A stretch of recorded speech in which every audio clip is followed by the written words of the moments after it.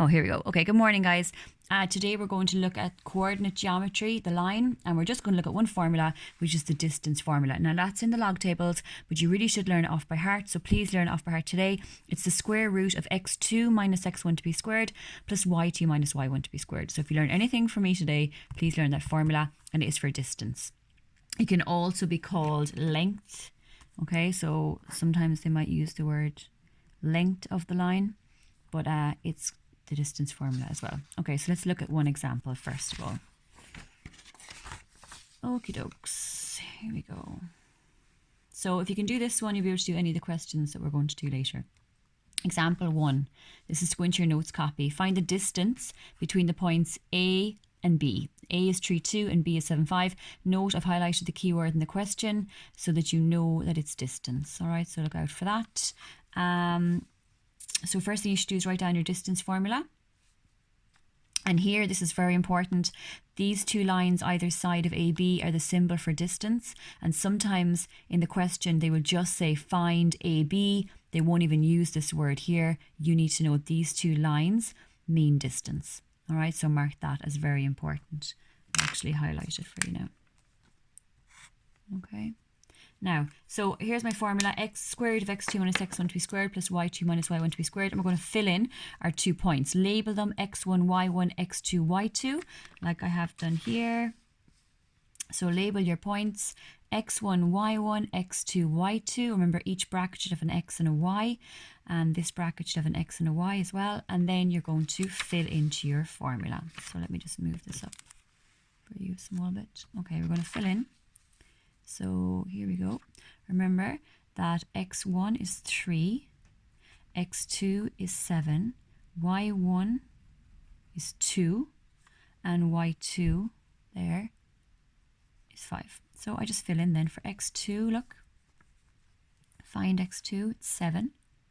Okay, so 7 goes in here. Instead of x1, find x1. x1 is there, it's 3. So 3 goes in there. I have a plus, I have a bracket, okay, then I have a y2. So find y2, y2 is there, it's 5, so put it in, minus, put down your minus, y1, find y1, it's 2, and put it in. So fill it in as normal, okay. Right, next step, we're going to work out this bracket. So do what's in the brackets first. Y minus 3 is going to give us 4.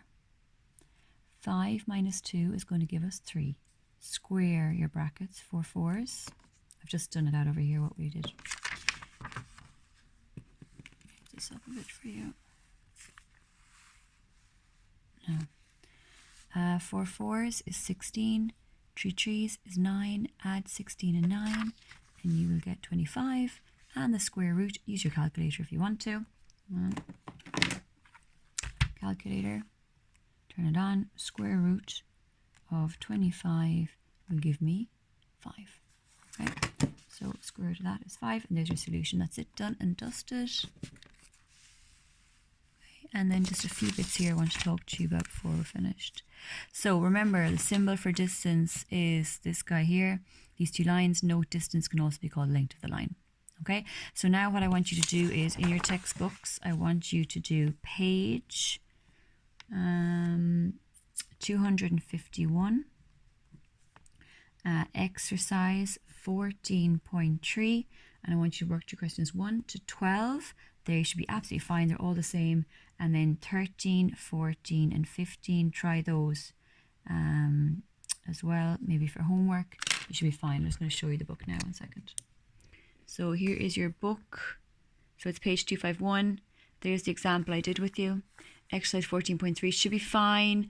There's a few minuses there. I might just put up 1 minus 1, write it out for you just to show you. And then they should all be fine. Like that's the distance of AC, distance of BC. Show that 2, 1 is the distance between that and that. So put those two into the formula. You should get 2, 1. And then have a go with this one just to see how you get on. All right. So good luck with that.